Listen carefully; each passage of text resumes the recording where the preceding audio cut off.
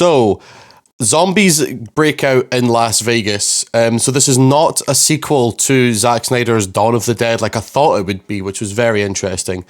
Just Las Vegas has had its own wee case of the zombies. And what's in Las Vegas casinos? What's in casinos? Money. So a group of mercenaries are hired to pull off one of the most dangerous but well rewarding heists known to man. Here's a little excerpt from the trailer of Army of the Dead. Right. I'm going to say this, right? I like Zack Snyder's work. I really do. His Dawn of the Dead in 2005, his directorial debut, is one of my favourite films. Like, one of my favourite horror films is one of my favourite films. I love that film. I've seen it I don't know how many times, right? I love Watchmen. 300. Justice League. I like it. I love his version of Justice League, what I've watched so far, but I've not finished it yet because it's 4.5 hours long. I could give Batman and Superman and Man of Steel a miss, but my first reaction when I put this on was, why the hell is this 2.5 hours long? What? I'm just going to come out and say it, right? Zack, if you're watching this, if you're listening to this, go and rein it in, pal.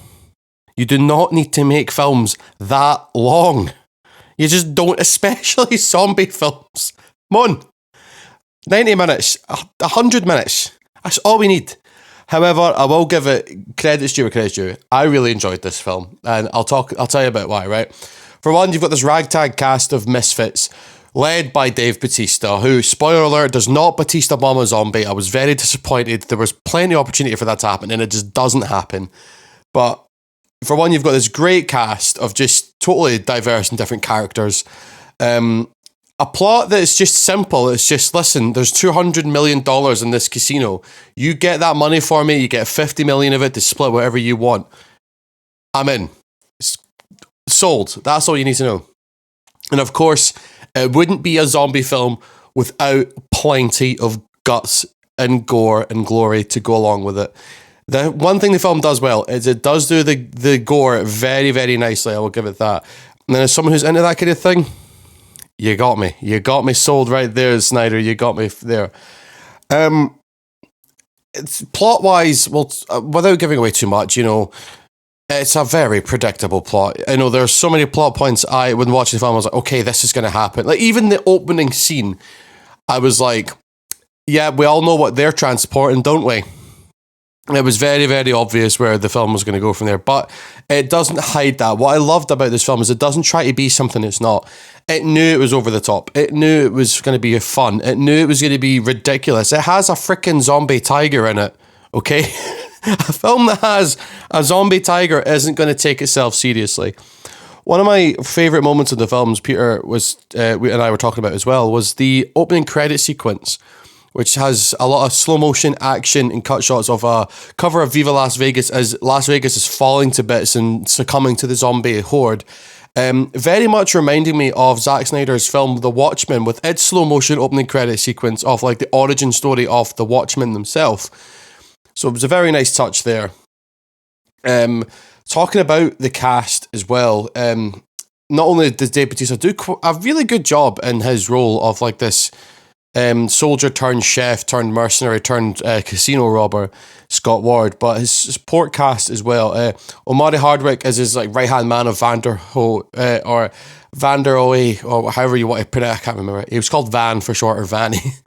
Brilliant is the kind of the muscle of the group. You had Ana de la Reguera as the love interest / more muscle, to be perfectly honest. Matthias, I'm going to pronounce this incorrectly, so I do apologise. Matthias Schweighöfer as the safecracker Dieter. Brilliant comic relief when it was much needed. And just a very believable character for someone in this kind of zombie apocalypse as well. And Nora Arne Zeder, as the coyote, the one that gets them into Las Vegas, and Ella Purnell as Dave Bautista's character's daughter, Kate, who, of course, oh no, the main character's daughter is now coming on the trip. I hope nothing wrong happens. I think we can all kind of guess. Like I said, it's not the it's not going to win any Oscars for best screenplay, but because you can tell exactly where it's going to go. But it was still This film you can put on, grab the popcorn and sit back and just enjoy it for what it is. A lot of action, a lot of laughs, and a lot of gore, and some genuinely frightening moments as well. So, the film takes the zombie genre and turns it on its head with giving you this kind of new idea. For those that are familiar with Zack Snyder's Dawn of the Dead, that's one of the scariest zombie films I've ever seen, because those zombies can run, and by God do they run. And I've always said, if the zombie apocalypse ever happened and the zombies could do that, I don't know. I don't stand a chance. I'm sorry, but I'm out. Whereas if you took a zombie apocalypse like The Walking Dead and they were kind of dumb shamblers, could stand a chance. This film has both. So you've got your dumb shamblers, which they call them that. They openly call them zombies, and it was very refreshing to have a piece of zombie media just say the word zombie in it. There was no, they're walkers or anything like that. There was none of that crap. They're straight up zombies. But then you had the alpha zombies that were turned by the original kind of experiment gone wrong zombie that there is, which adds this whole thing. He rides a horse, a zombie horse, which is one of the most coolest things I've ever seen in a zombie movie in my life. And they're their own characters. They've gone from being like the dumb cannon fodder kind of bad guys to developed and quite terrifying creatures that could hold their own up there with some of the biggest names in horror history, in my opinion, because they're so memorable and so much fun to watch as well. And they add that extra bit of spice to the film that if it was just your typical in and out zombie fest, it would not have been anywhere near as enjoyable for that as well. Zack Snyder takes his role not only in terms of directing, but he's also the director of photography for this film as well. And there are some lovely, lovely shots in there. The man really does, say what you want about Zack Snyder, because I know that a lot of people are split opinion on his work. I'm personally a fan, and I like what he done with this, because again, when you take what happened with Justice League, that really dark and gritty film, compare it to this, they're two sides of the same coin, in the sense that, yeah, you can see his same influences, but he knows how to have fun, and he had fun with this film, because it is very, very over the top as well. One amazing thing the film did, which I didn't know about until I read into it, was Tig Notaro plays Peters, the helicopter pilot. She's not in the film at all. She is digitally imposed entirely into the film. I heard about this. Which, yeah. If you watch it, you will not know that at all. It is flawlessly done. It is flawless, because I had heard about this before seeing the film, and during the film, I completely forgot until you said that right there. It is flawless. Yeah, no honestly, it's so well done. And that is the most impressive feat of CGI in the film, because even you look at your zombie tiger, I mean, a zombie tiger is only going to look so realistic, isn't it? The practical effects used in the film, beautiful, beautiful practical effects done in there. And if you're doing a horror film like this, you absolutely need to have those kind of practical effects as well. The film's been in production hell apparently since 2004. They've been trying to get this made, and Zack Snyder's been tipped to do it from the beginning. So even before he did Dawn of the Dead, but he didn't pick up this film to pursue other work initially. So it was finally great to see it come to light as well. What I predict will happen with this film it'll be in the top 10 for a few days, and it's going to drop out.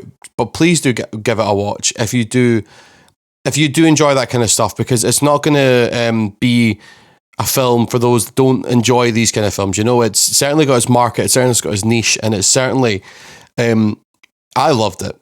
There's no even a doubt about it. Seeing Theo Rossi back on my screen as well, I haven't seen him since Luke Cage, and I loved him as Juice in Sons of Anarchy. It was great to see him back in it as well. As a fan, I will watch any kind of zombie film. This is up there with some of the better ones that I've seen lately.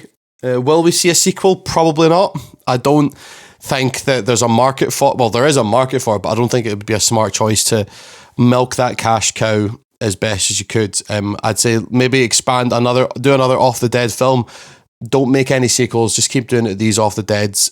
Since obviously the late and absolutely great George A. Romero passed away, there has been a gap in the market with the Off the Dead franchise. They're hit or miss. This one's a hit, absolutely. And big shout out to Hiroyuki Sanada, who plays the casino owner, Bly Tanaka, just for being that kind of ominous figure, that presence that commanding performance that he gives in there as well.